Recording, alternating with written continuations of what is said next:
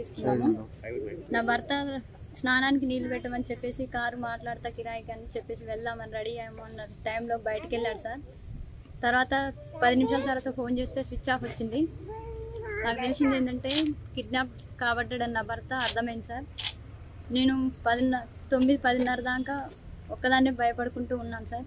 With protection కావాలని నేను MPTC గారికి ఫోన్ చేశాను. తర్వాత ఎమ్మెల్యే గారు భూపాల్ రెడ్డి సార్ గారు నన్ను ప్రొటెక్షన్తో ఎల్లమ్మగూడెం గ్రామంకి తీసుకువెళ్ళడం జరిగింది. నామినేషన్ వేసినాం కానీ ఇంతవరకు కూడా ఈ టైం పొద్దున 9 గంటలకు తీసుకుపోయిన నా భర్తని ఇంతవరకు నాకు తెలియదు. ఎక్కడున్నాడో కూడా తెలియదు సార్. నా భర్త బతుకుండా కూడా తెలియదు నాకు. మరి ఇలాంటి పరిస్థితిలో కాంగ్రెస్ వాళ్ళని నేను అనుకుంటున్నాను, బీసీ అభ్యర్థిగా సర్పంచ్గా నేను నామినేషన్ వేయకూడదా? ఒక బీసీ బిడ్డగా నేను నామినేషన్ వేయకూడదా? ప్రజాపాలన రాజ్యం అంటారు. ప్రజాపాలన ఎక్కడుందని నాకు అర్థమవుతుంది. ఈ స్వతంత్ర భారతదేశంలో ఒక స్త్రీగా నేను ఏం ముందుకు పోగలను? ఇట్లా నా భర్తని కిడ్నాప్ చేస్తే నేను ఒక్కదాన్ని బయటకు వెళ్ళలేనని ఆ భర్తని కిడ్నాప్ చేయడం ఏంది? నాకు ఇలాంటి ముందు ఇంకే సమస్యలు ఏం ఎదురవుతాయో నాకు చాలా భయంగా ఉంది. ప్రచారం ఎలా చేసుకోవాలి నాకు అర్థం కావట్లేదు సార్. నాకు న్యాయం చేకూర్చాలని నేను ఎస్పీ గారి దగ్గరికి వచ్చాను. నాకు సెక్యూరిటీ కల్పించాలి సార్. నాకు ప్రాణహాని భయం ఉంది. నాకు, నా భర్తకు, నా పిల్లలకు సెక్యూరిటీ కల్పించాలి. సార్ ఏమన్నాడమ్మా? ఎస్పీ గారు ఏమన్నారు? సెక్యూరిటీ పంపిస్తాను, కల్పిస్తాను, రక్షణ కల్పిస్తా అన్నాడు సార్. మీ భర్త గురించి ఏమన్నారు? మా భర్త గురించి వచ్చాడన్నారు, మరి హ్యాండ్ ఓవర్ చేస్తామన్నారు సార్.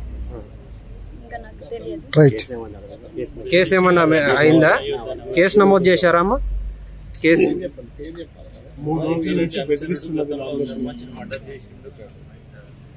ఎవరి మీద డౌట్ ఉంది? కాంగ్రెస్ అభ్యర్థిగా నామినేషన్ వేసినటువంటి ఉట్కూరు సందీప్ రెడ్డి గారు మర్డర్ చేసిన సంగతి అందరికి తెలిసిన విషయమే. అతను కూడా బెదిరించాడని నాకు అర్థమవుతుంది. కాబట్టి నా భర్తను కూడా ఏం చేస్తాడో నాకు ఇంతవరకు జాడ తెలియదు. మరి కాంగ్రెస్ పాలనే ఉంటుందా? ఇంకా వేరే పార్టీలు వద్దా? మరి బీసీ అభ్యర్థిగా నేను నామినేషన్ వేయకూడదా? నాకు న్యాయం చేకూరాలి. రెడ్డిస్ అంటే రెడ్డిస్గా వాళ్ళే ఉండాలా? బీసీ అభ్యర్థిగా నేను నా పోటీ పడకూడదా? నాకు న్యాయం చేయాలి ప్రార్థన. చెప్పండి. నల్గొండ నియోజకవర్గం ఎల్లమ్మగూడెం గ్రామానికి జనరల్ మహిళా సర్పంచ్ రిజర్వేషన్ కేటాయించబడ్డది. గత 2 రోజులుగా ఆ గ్రామంలో కాంగ్రెస్ పార్టీ వాళ్ళ బెదిరింపులు, అక్కడ ఎవరు నామినేషన్లు వేసినా వారిని బెదిరించి వాళ్ళ ఇళ్లకు పోయి, లేకపోతే నామినేషన్ వేసే సందర్భంలో ఆ నామినేషన్ కేంద్రంలో కూడా వారి యొక్క నామినేషన్ పత్రాలను చింపివేయడం. గ్రామానికి జనరల్ మహిళా సర్పంచ్ రిజర్వేషన్ కేటాయించబడ్డది. గత 2 రోజులుగా ఆ గ్రామంలో కాంగ్రెస్ పార్టీ వాళ్ళ బెదిరింపులు, అక్కడ ఎవరు నామినేషన్లు వేసినా వారిని బెదిరించి వాళ్ళ ఇళ్లకు పోయి, లేకపోతే నామినేషన్ వేసే సందర్భంలో ఆ నామినేషన్ కేంద్రంలో కూడా వారి యొక్క నామినేషన్ పత్రాలను చింపివేయడం, ప్రతి ఒక్కరి ఇళ్లలో పోయి బెదిరించి మీరు ఎవరు కూడా నామినేషన్ వేయకూడదు, ఇక్కడ కాంగ్రెస్ పార్టీ వాళ్ళమే మేమే నామినేషన్ వేయాలి, అది కూడా ఏకగ్రీవం కావాలని చెప్పి గ్రామంలో అందరినీ కూడా భయభ్రాంతులకు గురి చేస్తూ ఉన్నారు. ఈరోజు మేము సాయంకాలం ఈ విషయం తెలిసిన తర్వాత ఎవరైతే గిరి అని అక్కడ బీఆర్ఎస్ పార్టీ కార్యకర్త ఉన్నాడో అతను ఆ గ్రామ వాస్తవ్యుడు, నకరకల్లో వాళ్ళ పిల్లల చదువు కొరకు అక్కడ ఉంటున్నారు. ఇవాళ ఉదయం వారు నామినేషన్ వేయడానికి ఒక కారు మాట్లాడుకొని అతన్ని సతీమణిని తీసుకొని పోవాలనే ఆలోచనతో ఉన్న సందర్భంలో, బయటకు వెళ్ళిన సందర్భంలో అతన్ని కొంతమంది కిడ్నాప్ చేసి నామినేషన్ వేయకుండా ఇప్పుడు 8:30 తర్వాత ఎక్కడో తిప్పర్తి పోలీస్ స్టేషన్ తీసుకొచ్చారని చెప్పి ఎస్పీ గారు చెప్తా ఉన్నారు. అంటే ఎంత భయభ్రాంతులకు గురి చేస్తున్నారంటే, ఆ గ్రామంలో పోతే ప్రతి ఇంట్లో అడిగినాం, అవునయ్యా మేము కూడా నామినేషన్ వేద్దాం అనుకున్నాం కానీ వానికి భయపడి వేయలేదు. ఆ రకంగా వార్డు మెంబర్లు కానీ, సర్పంచ్గా పోటీ చేసే వాళ్ళు కానీ ఎవరు కూడా నామినేషన్ వేసే పరిస్థితి లేదు. నిజంగా కూడా ఏంటిది ఇది? రేవంత్ రెడ్డి గారి ప్రభుత్వం ఏం చేస్తూ ఉన్నది?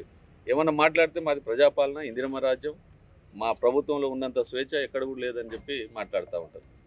కానీ ఇక్కడ ఊర్లో పోయి చూస్తే చాలామంది అక్కడ ఉండే బీసీలు, ఎస్సీలు వాళ్ళందరూ కూడా చాలా భయభ్రాంతులకు గురవుతూ ఉన్నారు. గతంలో ఈ దుర్మార్గుడే ఒక మర్డర్ చేసినారు.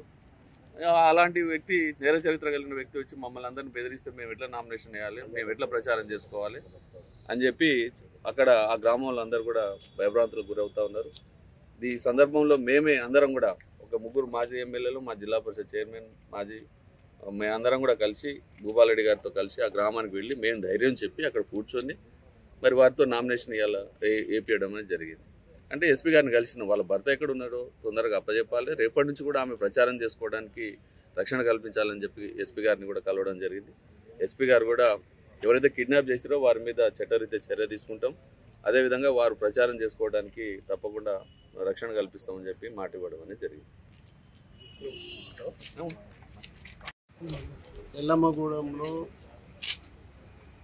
స్థానిక సర్పంచ్ ఎలక్షన్ల గురించి గత 4-5 రోజుల నుంచి జరుగుతున్నటువంటి దుర్మార్గం, మరి అక్కడ ఉన్నటువంటి ఊట్కూరు సందీప్ రెడ్డి ఒక గుండా, ఒక రౌడీ, అక్కడ ఉన్నటువంటి గతంలో సర్పంచ్గా ఉన్నటువంటి విజయ్ కుమార్ రెడ్డిని చంపిన వ్యక్తి, మరి ఆ వ్యక్తి కోమటిరెడ్డి వెంకరెడ్డి కళ్ళల్లో ఆనందం చూస్తాడంట. కోమటిరెడ్డి వెంకరెడ్డి కళ్ళల్లో ఆనందం చూసేందుకు ఎల్లమ్మగూడెం ఏకగ్రీవం చేస్తా అని హామీ ఇచ్చి వచ్చిందంట. హామీ కోసం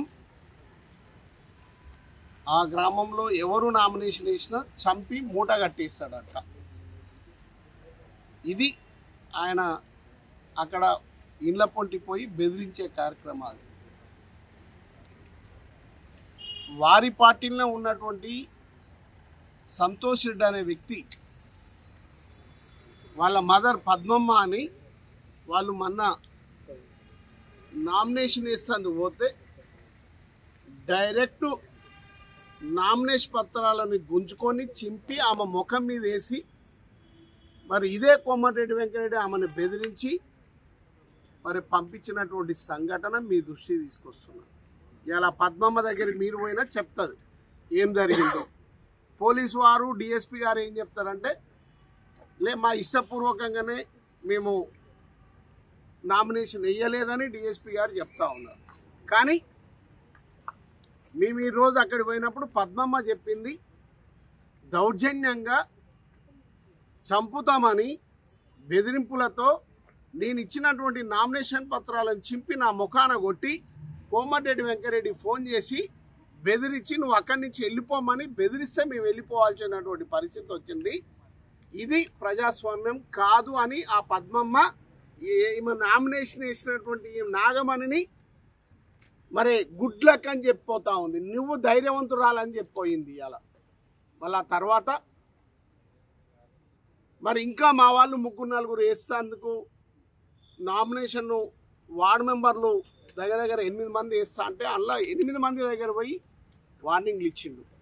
ఇక మీ భర్తలు మళ్ళా ఆఫీసు పోయి మళ్ళీ రారు, మూట కట్టేస్తామని చెప్పిండు. వాళ్ళు భయపడ్డారు, ఎవరు నామినేషన్ వేయలే. మరి అదే గిరి గతంలో కూడా వార్డు మెంబర్గా ఉన్నటువంటి మామిడి గిరి అది ఏదన్నా కానీ నేను నామినేషన్ ఇస్తానని వాళ్ళ భార్య పీజీ చదువుకున్నది. మరి మేము ఖచ్చితంగా యాదవ్ కులానికి సంబంధించినటువంటి వ్యక్తులుగా ఉన్నాం.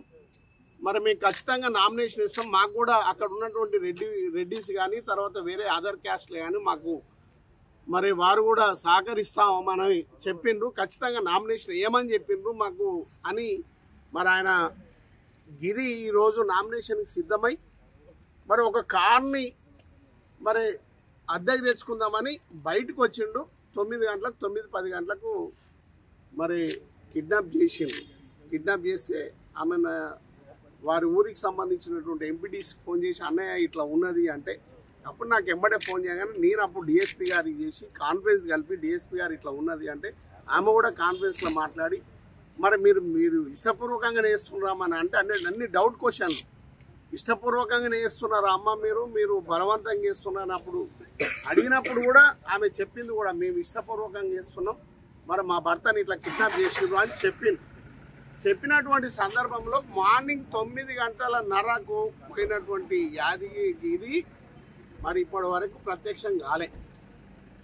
మళ్ళీ ఎస్పీ గారిని మేము రీచ్ అయిన తర్వాత ఎస్పీ గారు సెక్యూరిటీ అందరిని పెట్టిన తర్వాత మరి మేము కూడా వాళ్ళందరినీ ధైర్యంతో, ఆమె కూడా చాలా ధైర్యవస్తురాలు, అది ఏదన్నా కానీ నేను అక్కడ నామినేషన్ వేసి తీరుతా అని మాతో కదిలి వచ్చి అందరం కలిసి పెద్ద ఎత్తున పోయి మా ఎమ్మటి మా జిల్లా పార్టీ అధ్యక్షుడు రవీంద్ర నాయక్ గారు కానీ మరి మిర్యాలగూడ మాజీ శాసనసభ్యులు నలబోతు భాస్కరరావు గారి జిల్లా జెడ్పీ చైర్మన్ బండ నరేందర్ రెడ్డి గారు కానీ మరి వీళ్ళందరము మరి ఆడికి పోయి మరి నామినేషన్ పోయినప్పుడు అక్కడ ఉన్నటువంటి ఊట్కూరి సందీప్ రెడ్డి వాళ్ళ ఫాదరు మదరు వాళ్ళకి సంబంధించిన వాళ్ళందరూ కూడా ఈమె పోతే ఆపడానికి ప్రయత్నం చేసి మళ్ళీ అక్కడ నామినేషన్ పత్రాలు గుంజుకోవడానికి ప్రయత్నం చేసి అంత సెక్యూరిటీ ఉండి అంత పోలీసులు పెట్టిన అయినా కానీ ధైర్యంగా క్వశ్చనే లేదని మేము నామినేషన్ ఇస్తామని నామినేషన్ వేసిన తర్వాత అక్కడ ఉన్నటువంటి ఇంకా 4-5 మరి వచ్చి వార్డు మెంబర్గా కూడా నామినేషన్ వేసిండ్రు. ఇది ప్రజాస్వామ్యంలో ఇంత దౌర్జన్యమైనటువంటి ఈయన గొప్పలు చెప్తున్నటువంటి కోమటిరెడ్డి వెంకరెడ్డి, నల్గొండ జిల్లా మంత్రిగా ఉన్నటువంటి కోమటిరెడ్డి వెంకరెడ్డి ఒక్క ఎల్లమ్మగూడెం సర్పంచ్ ఏకగ్రీవం కోసం ఇన్ని అనర్థాలు చేయాల్సినటువంటి అవసరం ఉందా? ఒక్కసారి భూపాలరెడ్డికి ఫోన్ చేసి, భూపాలరెడ్డి గారు నాకు రేవంత్ రెడ్డి ముందర ఇజ్జత్ పోయేటట్టుంది, మీరు నామినేషన్ వేయకుండా ఉండండి, మాకు ఏకగ్రీవం చేయండి అంటే వదిలిపెడుతుంటే కదా వెంకటరెడ్డి గారు. ఎంత దుర్మార్గంగా గాలని వాళ్ళ భర్తను ఎత్తుకపోయి కిడ్నాప్ చేయాల్సినటువంటి దుర్మార్గమైనటువంటి అవసరం ఉందా? ఒక్కసారి ఆలోచన చేయమని మిమ్మల్ని అందరినీ కోరుతున్నా. దాంతోపాటు ఇలా బీసీ సోదరులారా ఒక్కసారి ఆలోచన చేయండి, బీసీ సంఘాలారా ఒక్కసారి ఆలోచన చేయండి. రేవంత్ రెడ్డి గారు మాట్లాడినటువంటి మాటలు 42% బీసీల ఏదైతే రిజర్వేషన్ ఉందో మేము మా కాంగ్రెస్ పార్టీ పక్షాన 42% ఏదైతే రిజర్వేషన్ ఉందో దాని ప్రకారము మేము జనరల్ సీట్లలో కూడా మేము బీసీలను పెడుతున్నటువంటి మీరు మరి ఒక జనరల్ స్థానంలో బీసీని పెట్టకుండా మీరు ఒక రౌడీ షీటర్ భార్యను పెడితే మేము జనరల్ స్థానంలో అవకాశం వచ్చినటువంటి బీసీ మన వాళ్ళందరినీ కూడా అక్కడ ఉన్నటువంటి మా పార్టీకి సంబంధించినటువంటి రెడ్డిస్ని అందరిని కూడా అడిగి మరి మీరు కూడా వారికి సహకరించాలంటే ఖచ్చితంగా యాదవ్ కులానికి మేము సహకరిస్తాం పెట్టండి అంటే వాళ్ళు బీసీగా అవకాశం కల్పిస్తే ఒక బీసీగా నిలబడితే ఇంత దౌర్జన్యం చేసడం కరెక్టా? రేవంత్ రెడ్డి గారు ఒకసారి ఆలోచన చెయ్యండి. ఇట్లా ఈ దౌర్జన్యమైనటువంటి ఈ గుండాగిరితోటి మరి ఇట్లా రేపు సర్పంచ్ గిరి గెలిచి ఏం సాధిస్తారో ఒకసారి మీరు ఆలోచన చేయండి. ఇవాళ ఇప్పటి వరకు పొద్దున తీసుకుపోయిన 9:30 తీసుకుపోయినటువంటి గిరిని ఎవరు కిడ్నాప్ చేసిండ్రు, ఎంతమంది కిడ్నాప్ చేసిండ్రు, మరి ఎవరెవరి పాత్ర ఉంది, మరి కోమటిరెడ్డి వెంకరెడ్డి పాత్ర ఎంత ఉంది, మరి వీళ్ళందరి పాత్రని ఎస్పీ గారికి ఇప్పుడే మేము విన్నవించుకున్నాం. ఎవరెవరి పాత్ర ఉందో వాళ్ళందరినీ కూడా బయటికి లాగి మరి కేసు కట్టి వారిని శిక్షించాల్సినటువంటి అవసరం ఉందని కూడా మేము అడిగి మరి దాంతోపాటు అన్నిటికన్నా ముఖ్యంగా ఎస్ఐగా, డిఎస్పీగా, సిఐగా మేము కోరుతున్నాం.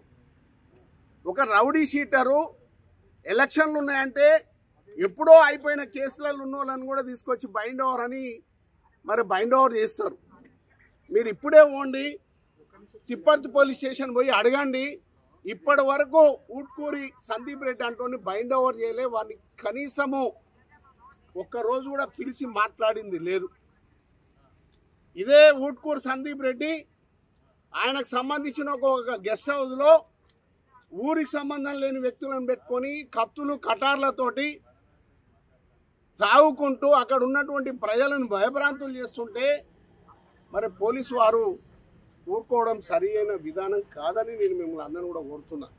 కాబట్టి వెంటనే ఊట్కూరు సందీప్ రెడ్డి అనే ఒక గుండాని వెంటనే బైండ్ ఓవర్ చేసి పోలీస్ కస్టడీలోకి తీసుకొని అదేవిధంగా ప్రవీణ్ రెడ్డి ఎవరో ఆయనకు సహకరిస్తున్నటువంటి ఆయనను కానీ ఆ ఊరికి సంబంధం లేనటువంటి రౌడీ షీటర్లను కూడా తీసుకొచ్చి బైండ్ ఓవర్ చేసి ఆ ఊరిలో ఎలక్షన్ ప్రశాంతంగా జరిగేదానికి నాగలక్ష్మి కూడా గన్మెన్లు ఇస్తారా, ప్రొటెక్షన్ ఇస్తారా, ఎట్లు ఇస్తారో ప్రశాంతంగా ప్రచారం చేసుకోవడానికి ఎస్పీ గారు ఇప్పుడు కూడా హామీ ఇచ్చిండు. మాకు ఆ నమ్మకం, విశ్వాసం ఉంది. ఖచ్చితంగా ఎస్పీ గారు మరి పోలీస్ శాఖ వారు మరి ఎస్ఐ కానీ, డిఎస్పీ కానీ, సిఐ కానీ అందరూ కూడా ఈ ప్రజాస్వామ్యాన్ని పూని చెయ్యకుండా మరి నాగలక్ష్మి గారి మామిడి నాగలక్ష్మి గారిని మరి అదేవిధంగా అక్కడ ఉన్నటువంటి వార్డు మెంబర్లకు అన్ని విధాలా సహకరించి మరి ప్రశాంతంగా ఎన్నిక జరిగేదానికి ప్రయత్నం చేయాలని కూడా మీ ద్వారా తెలియజేసుకుంటా ఉన్నాను. మరి ఇంకొక పర్సన్ కూడా